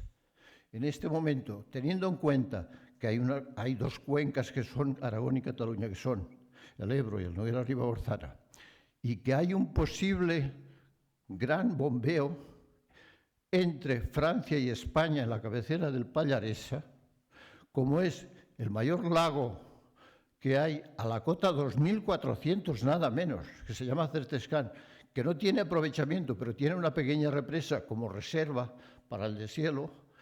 Y en Francia tenemos un embalse de una explotación normal, que es Sulcem, que tiene 20 y tantos hectómetros, 16 y 24. Se pueden llegar a equipar con 3 gigavatios, ¿vale? Dicho esto, digamos, para mí, que seguro que compartiría criterio con José Luis San Pedro, al que admiro, digamos, es mi ídolo en regulación, podríamos decir, ¿de qué sirve hacer la suma aritmética de las producciones de fotovoltaica y eólica y todas las que queramos discontinuas, si no tenemos adaptación a la curva de demanda horaria de un sistema.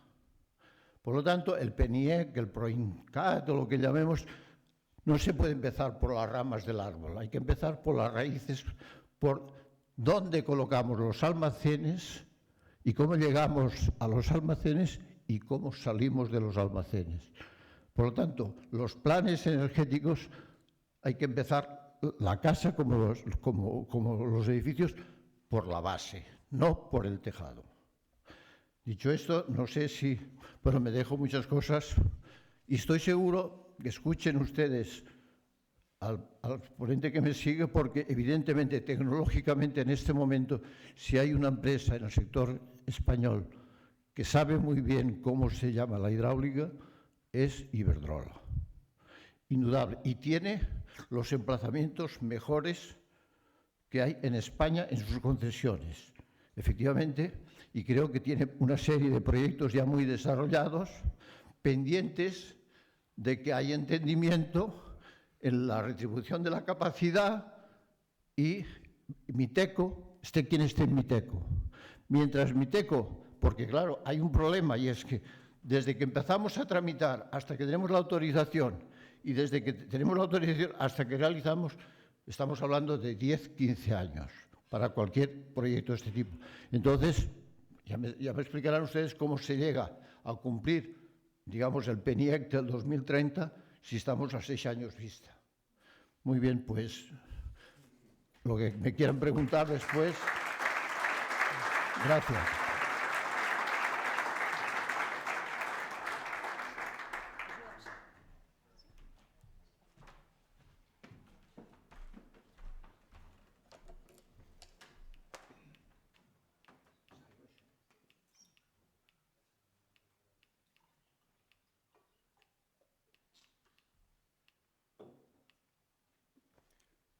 Buenas tardes a todos. Lo primero, muchas gracias al colegio por invitarme a participar en la jornada. Y lo segundo, presentarme. Soy Eduardo Rojo, soy ingeniero de caminos y soy el responsable de estudios hidroeléctricos de Iberdrola. Una parte de mi trabajo es buscar nuevos proyectos, nuevos emplazamientos, nuevas oportunidades y demás.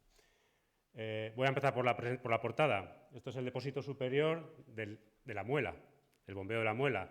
Una central de 1.500 megavatios, una balsa superior de 20 hectómetros cúbicos, que da una capacidad de 24 gigavatios, con G, gigavatios hora. Unas características del bombeo. Esta foto también es la Muela, aquí se ve el depósito superior, el embalse inferior de Cortes, y aquí se ve una forzada porque la Muela 1 se ve la forzada y la Muela 2 es completamente subterránea y no se ve. Pues el bombeo, por supuesto, tiene un papel fundamental en la integración de nuevas renovables. Permitir que se construyan más renovables necesita almacenamiento. Hay varias cosas que ya se han nombrado, por ejemplo, la vida útil. Una instalación de bombeo puede tener 75, 80, 90. La vida útil, la verdad, que no sabemos hasta dónde puede llegar, con el mantenimiento adecuado y las rehabilitaciones. Es un uso no consultivo de agua. El agua no se consume. De hecho, en años de sequía, en los últimos años, por ejemplo, el 21, hemos batido nuestro propio récord de bombeos en sequía, porque lo que se hace es el agua es subir y bajar. No depende de la hidraulicidad del año. Muy importante. Estos son los bombeos que tiene Iberdrola en España. Como veis, fundamentalmente están cerca de la frontera portuguesa, en Galicia, en Castilla y León, en Extremadura y únicamente en la parte mediterránea tenemos Cortes la Muela. Hay bombeos pues, de 200 megavatios, 400, 800 como Villarino, 1.500 como la Muela. En España hay 5.700 megavatios de potencia de bombeo, de los cuales Iberdrola tiene 4.000. En Portugal veis ahí 3.600 gigavatios de bombeo. Iberdrola tiene 900 recién estrenados en el proyecto Támega, que luego os contaré. Y esta es la evolución de la construcción. Los bombeos es una tecnología madura, súper probada, súper desarrollada. Se llevan construyendo desde la década de los 60. E Iberdrola es una empresa muy hidroeléctrica y no ha dejado de construir bombeos nunca. Desde los 60 se han construido en la década de los 70, en los 80, en los 90, en el 2015 la ampliación de la Muela y en el 2022 el bombeo en Portugal de Bobais. Nunca hemos dejado de construir bombeos. Tenemos el know-how en Iberdrola, que es muy importante. Es muy importante saber hacer centrales de bombeo, no es sencillo, e Iberdrola, afortunadamente, por esta continuidad, mantiene un equipo muy especializado que sabe hacerlos y están preparados para lo que se nos viene ahora, que esperemos que es desarrollar nuevos bombeos. ¿Cómo ha cambiado la operación de los bombeos? Como veis, desde la década de los 60. Los primeros bombeos, muchos de ellos se asociaron a las nucleares. Con el desarrollo de las centrales nucleares, la energía, como no paraban nunca, pues la energía de por la noche sobraba. Entonces, los bombeos originalmente estaban diseñados y construidos para bombear por la noche y turbinar por el día. Eso hoy en día no es así, es completamente al contrario. Los bombeos hoy, cuando bombean es cuando hay sol. Cuando hay sol es cuando se bombea. Ha cambiado completamente. Y ha cambiado el uso. Antes arrancaba un bombeo al principio de la noche y se tiraba toda la noche bombeando. Ahora los bombeos arrancan, paran. Veis aquí algunos datos. Comparado la Muela, que es una central de 1.500 megavatios con 7 grupos, cómo ha cambiado el funcionamiento desde el 2016 al 2023, el 2016 que es antes de ayer. Ha aumentado un 77% el número de arranque de las bombas. O sea, el número de veces que arrancan las bombas ha aumentado un 77%. Y el número de horas de funcionamiento ha aumentado un 55%. Y increciendo. Cuando desarrollamos y buscamos nuevos proyectos, pues básicamente los distinguimos en 4 tipos de proyectos. Los proyectos Greenfield, que es empezar de cero. No hay ninguna presa construida, no hay nada de nada, y eso pues se tarda mucho en hacer y es muy caro. Luego os contaré un ejemplo que es el Tàmega, que es un proyecto de este tipo, pero que bueno, realmente en España es muy complicado poder hacer un proyecto Greenfield empezando de cero en un cauce y demás.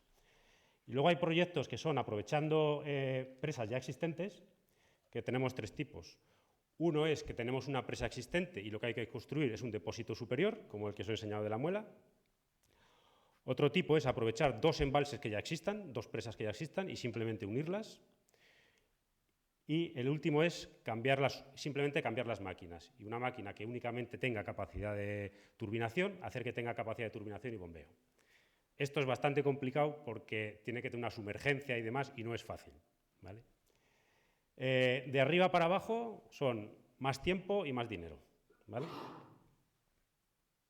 Evidentemente, lo suyo es aprovechar lo que ya está hecho. O sea, aprovechar 2 embalses que ya existan o, como mucho, pues uno que ya exista e intentar hacer una balsa. Os he puesto antes una línea parecida en verde, que era lo que había construido Iberdrola desde los 60 hasta el 2022. La línea naranja son proyectos que estamos construyendo ya.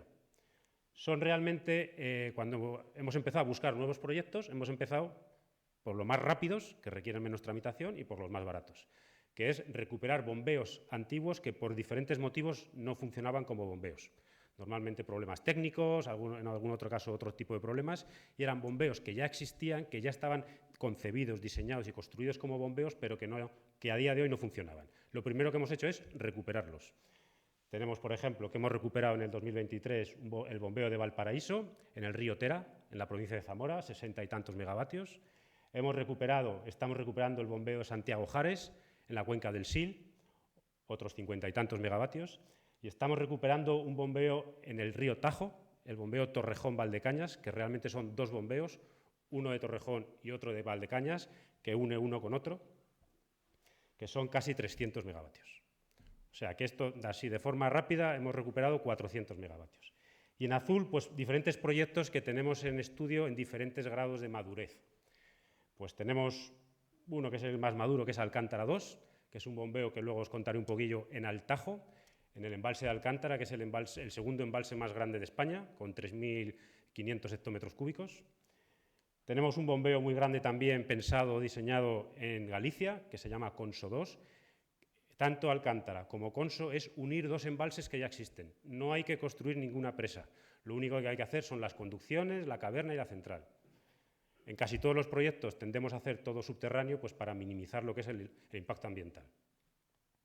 Y bueno, y luego tenemos otros proyectos pues de 1.300, 500 y demás. En total, aproximadamente tenemos como otros 4 o 5 gigas proyectos construibles, pasados ya a un filtro técnico muy importante y que se podrían llegar a construir en cualquier momento. En definitiva, Iberdrola tiene ahora mismo del orden de 4 gigavatios de bombeos. Estamos recuperando en ejecución 400 megavatios de bombeo Tenemos en una fase muy avanzada de diseño y desarrollo otros casi 4 gigas y, bueno, y luego ya otro tipo de proyectos en el estado mucho más embrionario, pues otros 2 gigas. Estos proyectos azules se podrían empezar a construir ya y terminarse pues, entre el 2030, 2036, que efectivamente es uno de los problemas de estos proyectos, lo que se tarda en hacer. Os voy a contar un proyecto que os contaba antes, Greenfield, que hemos hecho en Portugal, el proyecto Támega.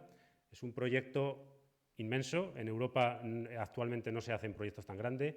Portugal en el 2008 sacó un concurso público de presas en sus ríos. Iberdrola ganó un concurso en el río Támega, que es un afluente del Duero por la margen derecha. El río Támega, de hecho, nace en España, luego se mete en Portugal y desemboca en el Duero. Iberdrola ganó el concurso en el 2008 y diseñó un aprovechamiento basado en 2 presas en el propio río Támega. Una presa primera bóveda de más de 100 metros con una central no reversible, una central convencional de 160 megavatios. A continuación, otra presa de 76 metros de arco gravedad, que tiene una central de pie de presa de 120 megavatios, pero que esta segunda presa hace de depósito inferior de un bombeo, que es el bombeo de Goubais, de 880 megavatios, y para depósito superior, en un afluente, a unos 600 metros de desnivel, hemos construido una presa de 30 metros que nos hace de depósito superior. Bueno, aquí algunas fotos de un poco de la planta, de cómo es. Y os voy a poner una serie de fotos ilustrativas de lo que es, bueno, venía al Colegio de Caminos y poner fotos de obras, pues yo en cuanto puedo las cuelo. Este es el perfil de la central de Goubais, es todo subterráneo para minimizar el impacto ambiental. Cuenta con desde el depósito superior hay una galería de presión de casi 5 kilómetros, un túnel de casi 5 kilómetros, luego tiene una forzada metálica en zanja y luego tiene una forzada última de 200 y pico metros completamente en vertical. El salto, 650 metros aproximadamente, y el depósito superior, casi 14 hectómetros cúbicos. Esto es una foto de la construcción del depósito superior, de la presa del depósito superior. Veis aquí la toma. Esta es la huella de la presa, donde se cimenta la presa. Y, bueno, y accesos para el túnel de 4 kilómetros y pico, pues que es complicado de construir. Esta es la presa ya terminada, antes de llenarse. La presa está ya, las 3 presas están llenas y las 3 centrales están en plena operación comercial. O sea, son proyectos reales y bastante cerca de aquí. Esto es la parte ya de la central en caverna. Cuando he bajado aquí, que no conocía la sala, me ha recordado en cierta manera a las cavernas de las centrales de bombeo. Bueno, algún dato más. Esta es la foto del túnel, esta es la galería de presión, la primera, que es un poco más horizontal, de 4 kilómetros y medio. Tiene un diámetro de 7,3 metros. Esta es la parte de la forzada en zanja. Hay una parte en horizontal que es túnel de 4 kilómetros y pico, y esta es la parte primera de forzada que va en zanja, en las diferentes fases, cuando se abre la zanja, se instala la tubería, se tapa la zanja y por último ya se empieza ya a camuflar y terminará sin saberse por dónde pasa la tubería. Esta es la foto de la caverna. Las cavernas son complejas de hacer, son uno de los condicionantes cuando se busca una central de bombeo es la geotecnia, fundamental. La geotecnia y la geología, en los filtros técnicos que pasamos, está en el primer orden. Porque si te metes a hacer una obra de estas, entras a hacer la caverna y te das cuenta de que allí hay una falla complicada o hay algún problema, pues puedes tener un gran problema. Es una caverna de 120 metros de longitud, 50 metros de altura y 20 metros de anchura. Esta es la misma caverna en la que ya se empiezan a rellenar. ¿Vale? Ya aquí veis la cámara espiral de uno de los grupos. Y esta es la central a día de hoy completamente terminada. Evidentemente están las plantas diferentes forjados y por eso lo que es la altura de la caverna ya no se ve la longitud, pero ya la altura se ve mucho menos pues, por las diferentes plantas que tiene la central. Esta es la planta de alternadores. Esta es el depósito inferior, la presa en el río principal, la presa de Daivóes, y esta es pues, la salida y toma. Cuando se turbina por aquí sale el agua y cuando se bombea, por ahí entra el agua. Y este es el depósito inferior, la presa construida de esta sarcogravedad de 76 metros de altura. Y esta es la presa terminada. Este es otro proyecto que no podía evitar poner la foto de la muela y contaros simplemente un poco los datos. La muela 1 se terminó en el año 88 y la muela 2 se terminó en el año 2015. En total son 1.500, casi 1.400 y pico megavatios y afortunadamente los ingenieros que nombrabas antes eran listos y dejaron preparado el depósito de arriba con las tomas y el embalse de abajo también las tomas preparadas. Porque el problema de las ampliaciones es cuando tienes que vaciar un embalse para poder hacer las tomas, que eso, pues medioambientalmente, técnicamente, es muy complicado. Afortunadamente aquí, cuando construyeron la muela 1, fueron visionarios, el depósito superior ya se dimensionó para 2 centrales y dejaron las tomas arriba y abajo hechas. O sea que la ampliación no supuso disminuir las horas, porque estaban pensados para que tuviera la 1 más la 2, 16 horas. Y este es un proyecto, el proyecto más maduro que tenemos. Este es el embalse de Alcántara, además de la presa, que es impresionante, de contrafuertes, de 120 metros de altura. Este es el segundo embalse más grande de la península, con más de 3.000 hectómetros cúbicos. El puente romano de Alcántara, en un mismo sitio hay 2 obras civiles impresionantes. Ahora mismo esta presa tiene una central, que es una central convencional hidroeléctrica, no de bombeo.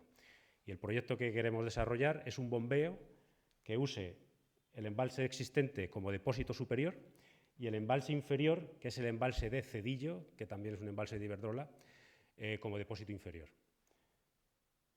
Es una central que estamos diseñando completamente también subterránea, una central de 440 megavatios. 440 megavatios con casi 40 horas de potencia.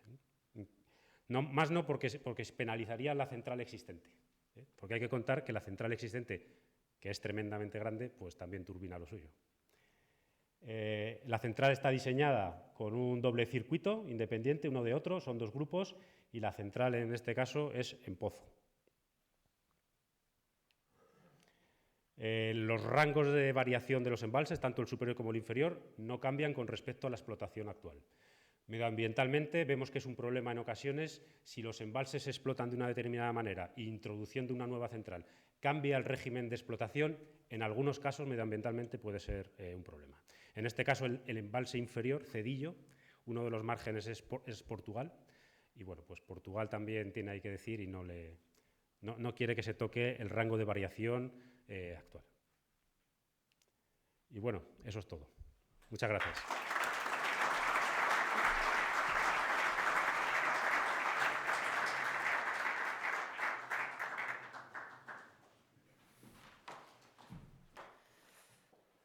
Molt bé, doncs moltes gràcies a tots els ponents per l'esforç que heu fet per cenyir-vos el temps superestricte que us vam donar. Jo crec que l'interès de la jornada d'avui era tenir una primera pinzellada del que és l'emmagatzematge, la flexibilitat, aquestes qüestions que potser en el Col·legi d'Enginyers de Camins de Catalunya no es tracten de forma tan freqüent.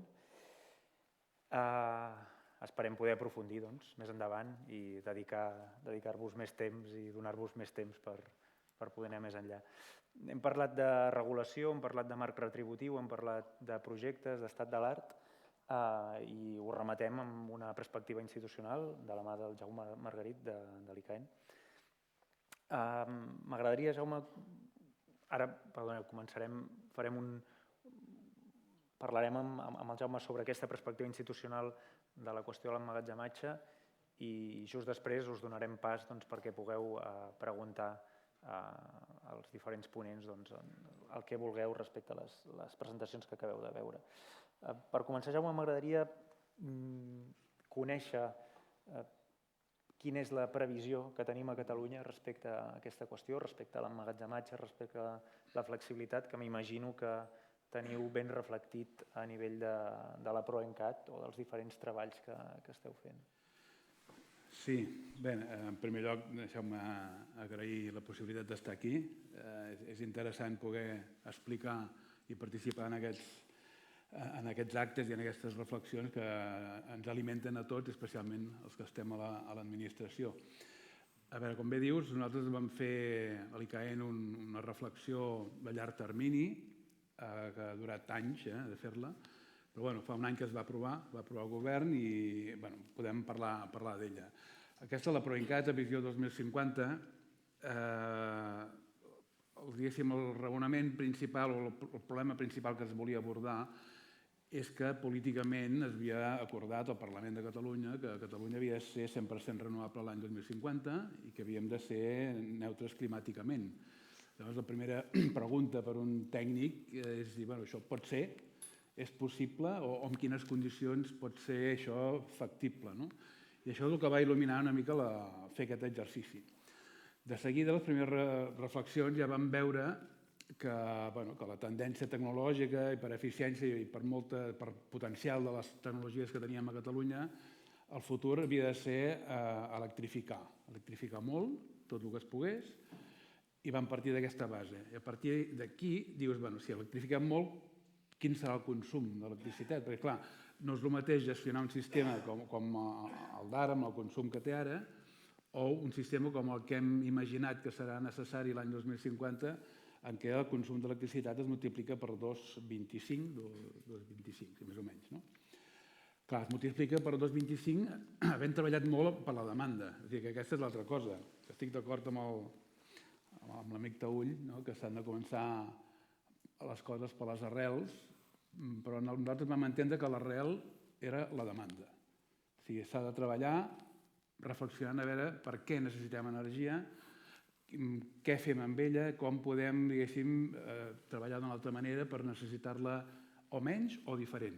A partir d'aquesta anàlisi, al final vam aconseguir tenir unes modelitzacions, una perspectiva de demanda d'electricitat a l'any 50, però amb discriminació horària. Vam fer uns perfils horaris fins i tot i vam fer una anàlisi basat de tota la PROENCAT amb el sistema elèctric, que era el que ens preocupava realment. Bé, fent tot aquest estudi, que va ser molt costós, al final vam arribar a la conclusió, que crec que és la que tots tenim aquí, que el bombament i els sistemes en general d'emmagatzematge d'electricitat són claus pel futur, i així la PROENCAT ho deixa ben clar. Vull dir, tindrem una demanda que sí que la PROENCAT pensem que es pot incidir en aquests perfils horaris o es pot, diguéssim, modificar una mica quan es demanda aquesta electricitat. Fins i tot el fet que els consumidors tinguin ja bateries a casa seva es pot interpretar també com una modificació de la corba de demanda, si vols, però que feia falta amb unes tecnologies que produeixen quan hi ha recurs. L'eòlica potser és més anàrquica, però n'hi ha més a més hores del dia. La fotovoltaica és més previsible, però tens clar que hi ha moltes hores que no n'hi ha. Clar, costava molt d'encaixar tot això. I vam fer aquest estudi del sistema elèctric, vam fer unes cassacions horàries, etc. I vam arribar a la conclusió que, per exemple, preveu la PROENCAT que l'any 2050 hi hagi 3.700 megawatts de bombament en funcionament. De bombament, per tant, només hidràulic. Hi ha alguna previsió dins del PROENCAT específica en quant a altres tipus d'emmagatzematge? Sí. També vam preveure, evidentment, un competidor, entre cometes, o una alternativa, diguéssim, a aquest emmagatzematge són les bateries. I també pensem que han de tenir un lloc important i em sembla que preveuen 3.500 megawatts de bateries a l'any 2050. També es van analitzar altres possibilitats. El doctor Morante, hi pot haver l'aire comprimit, altres històries, per exemple l'hidrogen, vam pensar-ho també, a veure si fabriquem hidrogen i l'emmagatzemem i després fer un cicle combinat d'hidrogen, és una manera també d'emmagatzemar. Però vam arribar a la conclusió que no era interessant, primer per els problemes que hi ha a Catalunya per fer coses que tenen a veure amb la geologia i emmagatzemar gasos, deixem-ho aquí, i aleshores ho vam descartar i també per un tema de costos. I també m'agradaria fer una reflexió perquè, clar, s'han de tenir en compte moltes coses alhora. Evidentment, si tu mires únicament per el que és la gestió d'uns possibles excedents o una manca a la nit, una tecnologia d'emmagatzematge com pot ser la hidràulica o les bateries, semblen la solució a tots els mals. Però hem de tenir en compte que, esclar, des d'un altre punt de vista, una central de bombament és un consumidor d'energia. És un consumidor. Perquè tu per tenir 70 gigawatts hora injectar mitjançant aquest sistema has hagut de gastar 100 per bombejar, més o menys, no? Doncs aquesta perspectiva jo crec que l'hem de tenir també, perquè, esclar, com més bombament tens, també necessites més energia per bombar. Això vol dir que els objectius que hem fixat de fer fotovoltaica i fer eòlica s'haurien d'incrementar. Això vol dir que consumiríem més territori. Això vol dir més problemes, en general. Això pot voler dir, que això s'hauria d'analitzar bé, que fins i tot hi poden haver més vessaments d'energia de les plantes renovables. O sigui, tot està molt lligat i s'ha de trobar un punt òptim. Evidentment, això es pot analitzar amb molt més detall i la PROENCAT és una perspectiva a llarg termini, després això s'hauria d'analitzar amb més detall, però vull dir que tinguem en compte això, que al final s'ha de fer el bombament que es necessita des d'un punt de vista d'optimitzar una sèrie de paràmetres. A nosaltres ens va semblar en aquell moment que amb 3.750, o sigui, 500 megawatts que hi ha ara, comptant Montamara, més els 3.200 més que es podien fer, doncs podia funcionar. De tota manera, hi ha molt marge. Segurament n'hi cabrien i n'anirien molt bé més d'aquests megawatts, menys no. Si n'hi haguessin més, segurament n'anirien més bé. I també una mica per acabar d'afinar això, volem refer o repetir una mica l'estudi que l'amic Taüll ja ha fet també i voldríem fer un repàs, diguéssim, de totes les possibilitats de bombament que hi ha a Catalunya amb les opcions que comentava el senyor Rojo, tant amb una sola presa, amb dues preses, bombant d'una a l'altra, amb dues... Nosaltres, evidentment, això ho hem de mirar perquè a nivell polític ens interessa tenir la millor informació possible i també de costos i de tot. I això és un projecte que volem fer. I creus que aquesta seria una acció potent que podeu fer des de la institució a curt termini? Imagino que la intenció és corregir a l'alça aquest valor que hi ha actualment al PROENCAT. Veieu opció de que realment puguem augmentar aquest sostre, evidentment, en projectes que tenen un procés de maduració molt llarg? Probablement. Això és una intuïció, no et puc dir res més fins que no fem l'estudi. Jo penso que potser fer-ne més no hi hauria cap problema, més enllà de les dificultats de tramitar i fer aquests projectes. També el tema dels costos, que s'ha de mirar. Nosaltres voldríem fer aquest estudi de manera imminent. O sigui, fer mirar-ho, no sé, quan diem imminent l'administració ja sabem que portarà mesos, però vull dir que ho volem fer com una cosa prioritària, començar-ho, més que ara per tenir més coneixement i tenir la informació tota disponible i poder prendre les millors decisions. Però ja dic d'entrada que la idea és que si en lloc de 3.200 de més fossin 5.000, doncs millor, segurament, no? Però hauríem de veure on i tot això també s'ha de tractar territorialment, llavors s'ha de fer aquesta feina. I a banda del que podeu fer des de l'ICAEN a nivell de planificació i de prospectiva, quin marge veu, Jaume, a la Generalitat per actuar més en un nivell regulatori, a un nivell incentivador, com demanava el Salva fa una estona, de dir, escolta'm, ara estem molt per l'stand-alone, hauríem d'incentivar la hibridació. Quin marge creus que podem tenir des de la Generalitat per poder aprofundir en aquesta qüestió? Bé, sabem que el marc regulatori en general que regula el tema elèctric és estatal. A aquest nivell de grans instal·lacions no hi ha gaire marge, diguem-ne. El que sí que tenim possibilitats, des del punt de vista de Catalunya, de dirigir els projectes, les iniciatives que hi ha, de facilitar que les iniciatives que hi hagin puguin tirar endavant més fàcilment i d'influir també, per què no?, a nivell del govern de l'Estat, de quines són les preferències o les propostes, diguéssim, des del punt de vista de Catalunya, de quines haurien de ser les instal·lacions o la regulació que faria falta.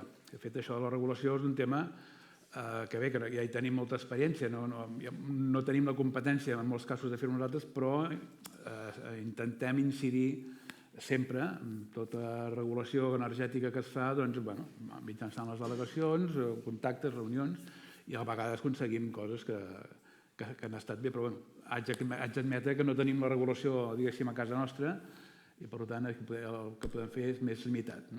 Jo potser, no sé, penso en el procés de tramitació, això potser correspon evidentment més a la Direcció General d'Energia, però en el procés de tramitació de parcs solars, parcs eòlics, que tinguin aquesta possibilitat d'hibridació o en actius existents, que hi hagi una certa facilitació al moment de tramitar tota la part que és catalana, en projectes de menys de 50 megawatts. Creus que per aquí potser hi hauria algun marge per incentivar, facilitar?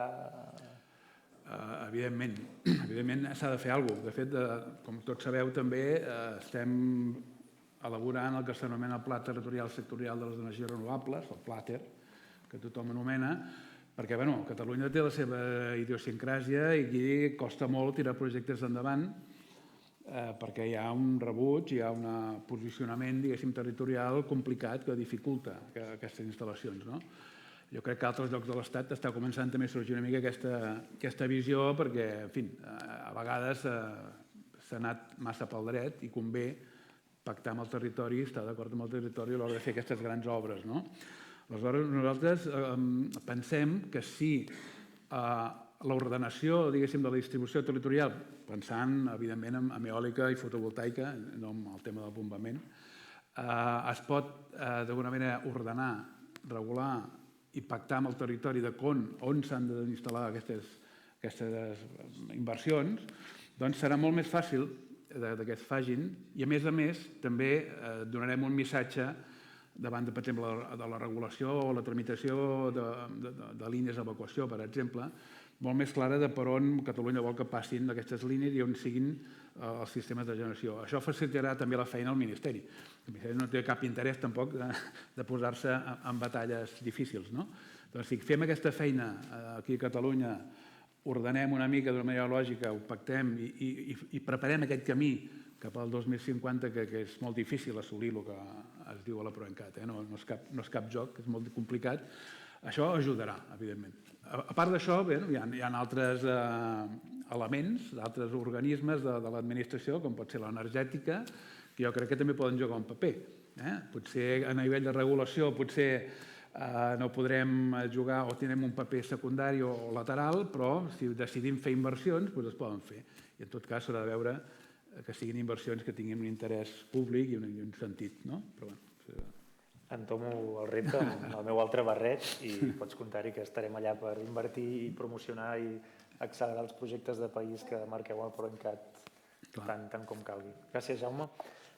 Deixa'm dir una cosa, sisplau. No només perquè parlem molt de la PROENCAT, però el PROENCAT és una visió a llarg termini que dibuixa uns camins i unes estratègies que és necessari però que no comporta, diguem-ne, cap execució. Ara el que estem fent també és el que en diem el Pla Integrat d'Energia i Clima, que és el PENIEC, diguéssim, català, i aquí sí que la idea és que hi hagin objectius concrets, responsables, projectes concrets, inversió, i això entenc que també l'àmbit del bombament també està dintre d'aquest pla d'acció, que ha de ser d'energia i clima, i que l'estem treballant. El que passa que l'horitzó del pla és 2030. Podem ser molt optimistes i dir que el 2030 farem megawatts de bombament, però potser si diem el 2030 i ho fem el 2034, doncs mira, haurà servit d'alguna cosa, no? Però que sapigueu que estem amb això no només per el bombament, sinó per totes les altres tecnologies i que esperem que dintre d'aquest any o en un any pugui tenir aquest pla, pugui estar fet. Molt bé, doncs moltes gràcies. Passarem a les preguntes del públic. Recollirem 3 preguntes, per exemple, per començar. Xavier, José i Toni, si et sembla, deixem algú que no ha parlat i intentem cap al final... Buenas tardes, Xavier Minguillón. Us presenteu i digueu a qui voleu adreçar la pregunta i així ho respondreu. Xavier Minguillón, enginyer de camins. Una pregunta, no l'adreço a algú que la contesti qui sàpigui la resposta i millor, no? Esteu parlant que necessitarem 3 gigawatts de regulació, l'objectiu més o menys. Riba-roja a Fatarella són 3 gigawatts. Embassament a baix fet, a dalt tot està com aquest que diu descampat. Per què no comencem demà a fer les obres? Per què no podem començar a fer ja la central reversible de Riba-roja a la Fatarella? Quins són els inconvenients que hi ha? Perquè d'aquest projecte ja portem parlant molts anys. Ja està la pregunta?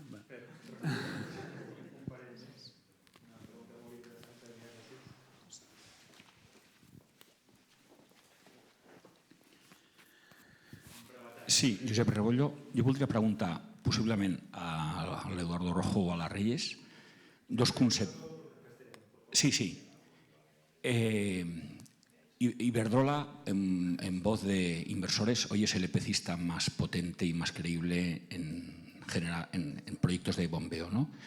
¿Qué opinas, y Reyes puede complementarle, esta ampliación del plazo a 9 años desde que presentas las garantías hasta que acabas la obra, pero no acabada, has hecho las pruebas de carga porque en GoBuys las acabas de terminar ahora?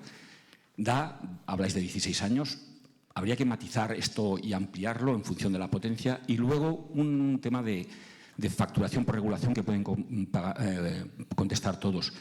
Siempre que hablamos de baterías, y el señor del ICAEN acaba de hablar de almacenamiento, todo el mundo habla de potencia. Gran error, gran desconocimiento, hay que hablar de megavatios hora. O sea, el gran proyecto de Moralets es que es la central reversible en ciclo cerrado con más megavatios hora de almacenamiento de la península. Entonces, ¿por qué no empezamos a hablar de megavatios hora, por favor, en almacenamiento? Valdecañas, casi 300 gigavatios hora. Estos son proyectos y esto es lo que necesitamos. ¿Por qué no retribuimos el tiempo de almacenamiento? Gracias. No sé si alguien más va a preguntar antes de... Bueno, pues muchas gracias por la pregunta. Efectivamente, nosotros hablamos siempre de gigavatios hora porque lo que queremos es mucho tiempo, mucha firmeza. Y efectivamente pensamos que en lo de pagos por capacidad debería reconocerse el número de horas. Nosotros los proyectos que estamos pensando, diseñando, nunca bajamos de 16, 17 horas. Pensamos que eso es así. En unas convocatorias de ayudas al almacenamiento del IDAE había un límite de 8 horas. O sea que la propia administración ya te marca una serie de horas, ¿de acuerdo? Y luego respecto a lo de la prórroga a los 9 años, pues uno de los grandes problemas que tiene el almacenamiento por bombeos es el permitting, el licenciamiento. Entonces, darte más prórroga es hacerte un poco trampas al solitario. Lo que hay que hacer es ser ágiles y dar los permisos con rapidez. Porque por mucho tiempo que te des, te estás haciendo trampas al solitario. Nosotros vemos que el momento de los bombeos es ahora. O sea, que urgen, porque vemos con diferentes modelos de mercado que como tardemos mucho en hacerlos van a dejar de ser interesantes. Entonces, que den más plazos, lo que hay que hacer es ser ágiles. No, solamente por complementar lo que ha indicado, o sea, efectivamente, yo creo que es un tema de agilizar, simplificar la tramitación administrativa. Es un tema, también hay que tener en cuenta que la concesión irá antes de iniciar el resto de permitting. Lo que pasa es que ahí también habrá que contar la construcción y, por tanto, eso ralentiza el proceso. Se ha alargado, como dices, de 5 años, 7, 9. Concesión de agua, exacto. Concesión del dominio público hidráulico, exacto. Me refiero a que eso tiene carácter previo. Y en todo caso, también hay que tener en cuenta que hay que cumplir unos objetivos, o sea que al final es un equilibrio difícil entre incentivar la mayor agilidad posible y hacerlo lo antes posible para que en 2030 lleguemos a tenerlo, por un lado, pero tampoco me cabe duda de alguna manera que si al final los grandes proyectos fueran a caducar por un plazo como estos, ya hemos visto que ha habido reales decretos leyes que lo que han hecho es prorrogar los plazos, con lo cual si esto es un tema de en el último momento nos van a faltar X gigavatios porque les falta medio año, yo creo que el Gobierno en su caso ya pensará en prorrogarlos si resulta necesario, pero en todo caso la señal tiene que ser vamos a acelerar y vamos a ser ágiles, que estoy de acuerdo con Eduardo. Si algú vol respondre a la primera pregunta del Xavier. Bueno, yo más que una pregunta, hacerle con todo el respeto que me merece el representante del ICAEN, el estudio que hicimos en la Comisión de Energía del Colegio de Ingenieros hace 2 años, evaluamos que lo que va a necesitar el sistema catalán como mínimo son 11 gigas de bombeo. ¿Vale? Dicho esto. Segundo, la respuesta a Minguillón es que el proyecto de Ribarroja, que el amigo Luis, ha discutido 2 veces en mi despacho, tiene el problema de que es de los que ha hablado el señor Rojo el más caro, porque hay que hacer embalses abajo, embalses arriba, y por lo tanto, digamos, es muy difícil que con el sistema de retribución que hay actualmente alguien se arriesgue a abordar ese proyecto. Tercero, ese proyecto necesita un redimensionamiento porque mientras esté activo ASCO, esa energía no cabe en la red. ¿Verdad, Luis? ¿Estás de acuerdo? Segundo, vamos a ver. Yo doy una categoría más, es decir, es presa a presa cambiar turbinas, totalmente de acuerdo. Difícil porque muchas veces tienes que vaciar para poder hacer las tomas si no se han previsto. Segundo, hay otra intermedia que es cuando tenemos el embalse inferior y hay que hacer el vaso superior. Y el plan, el inventario que estamos todavía revisando y confeccionando en el Colegio de Ingenieros Industriales es con proyectos que disponemos del embalse inferior y solo hay que hacer el superior, por lo tanto, es una gama de inversión mucho menor que cuando hacer las dos. Por lo tanto, evidentemente, yo tengo que confesar aquí una cosa que seguramente a vuestra directora general no le va a gustar. Hace 2 años coincidimos en una jornada sobre biomasa en Vic y me llamó y me dice, oye Antonio, tengo que reservar en mi agenda 2 horas para que me expliques los bombeos. Todavía no he encontrado esas 2 horas en su densa, que estimo que debe ser muy dura, pero creo que le podría explicar muchas cosas. Y luego, si las quiere tener en cuenta, pues evidentemente, con mucho gusto, estoy dispuesto a colaborar con vosotros en todo aquello que sé, que creo que es bastante. ¿Vale? Nada más. Ya digo, al colegio, el día que queráis que demos una sesión de 1 hora explicando lo que no se ha podido explicar en esta sesión, que creo que seria muy interessant. Ho farem segur. Abans de, si algú altre vol pensar alguna pregunta, una resposta al doctor Moranter.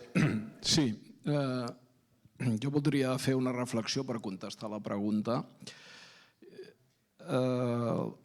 Per fer un bombeig es tarda temps, o sigui, estem parlant de molts anys. El PNIEC està preveient, ha pujat ara el número de cotxes elèctrics pel 2030, 5,5 milions. La velocitat que està anant a Xina amb la introducció de cotxes elèctrics és espectacular. Però nosaltres ens estem fent trampes al solitari perquè estem dient 2050 sense fòssils. El qual vol dir que agafem Catalunya i diem quan estem gastant en benzina, en combustibles per vehicles. I això, amb terawatts hores, poden ser de l'ordre de 70, per dir un número. El qual vol dir que l'electricitat que ara estem consumint, que són 50 terawatts, ordre aproximadament, sí, redoneixo valors, s'està duplicant. Ara anem a la curva, això vull dir la necessitat de reforçar la xarxa elèctrica. Ara anem a la curva d'aquests cotxes de Catalunya, que a Catalunya sol n'hi ha pràcticament més de 5 milions, si tenen que ser elèctrics, la gran majoria, quan carregaran? Quina serà la curva de càrrega? Perquè si la majoria de gent treballa amb el cotxe de dia, ho utilitza de dia, carregarà de nit. I, per tant, d'on vindrà l'energia renovable de nit? Si no tenim bombeig, d'on sortirà l'energia renovable? Perquè, esclar, 5 milions de cotxes, comptem a 50 quilowatts que carreguin de nit, doncs això són molts, ho reparteixes en 10 hores i això et dirà quin número de bombeig necessites per poder satisfer. És a dir, que hi ha una necessitat. Si té que haver-hi transició energètica, hi ha una necessitat. Sí, a veure, fer aquests estudis, ara podem dir aquí tots moltes idees i tots tenim raó, d'acord? Però hi ha moltes coses a tenir en compte. Hi ha una cosa que es diuen interconnexions, també. Aquí, si volem pretendre que Catalunya, diguéssim, es gestioni ella sola, és molt difícil. Una de les conclusions principals de l'estudi és que o comptem molt amb els veïns o això no s'aguanta. sigui, quan parlo de veïns, parlo de Catalunya, parlo de la península Ibèrica i parlo de tothom. O sigui, o aconseguim interconnectar zones on a les hores que es produeix allà s'obri i aquí falti i puguin vehicular-se. Serà molt complex tot això. Evidentment, nosaltres hem fet una simulació d'això que dius tu, de quines hores carregarà la gent. Hem fet fins i tot una simulació amb sensibilitat, a veure si fem aquesta hora, aquesta altra. Tot això s'ha estudiat i la conclusió és que serà molt difícil. Facis el que facis serà molt difícil, perquè anem a una revolució, a veure si ho entenem, anem a un sistema totalment diferent, que funcionarà totalment diferent, que les empreses que ara treballen de nit hauran de treballar de dia, que el teletreball serà en un 5%, en un 50%, vull dir, hem de treure'ns moltes idees preconcebudes del cap i imaginar-nos un futur diferent.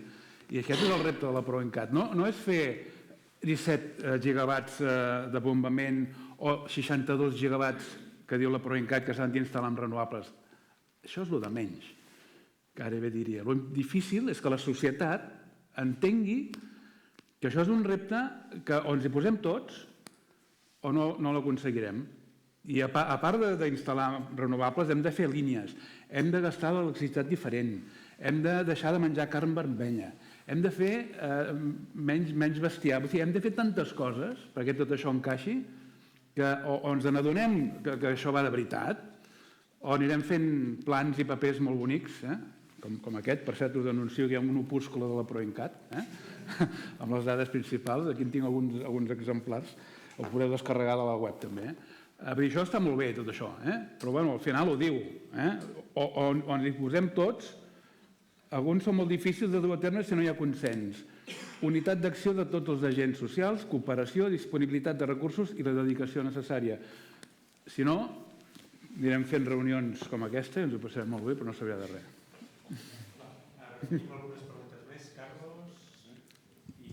No sé si hi ha... Sí, Carlos Chica, ingeniero de caminos. Un momento, Antonio, siéntate. No, a raíz de lo que el profesor Morante dice, es verdad, no nos podemos hacer trampas en nuestro solitario. El PROENCAT yo lo veo bien, pero lo echamos a 2050. Bueno, yo a lo mejor ya ni estaré, ¿no? Pero quiero decir que a largo plazo el papel todo lo aguanta. Pero lo que sí está claro es que habría... La pregunta fundamental es quizás se eche de menos un poco una labor didáctica en este caso de la Generalitat, porque nos encontramos aquí en Cataluña en que el objetivo número 1 es descarbonizar, para lo cual decimos los consumos de fósil a eléctrico, incremento, como dice el profesor Morante, eléctrico.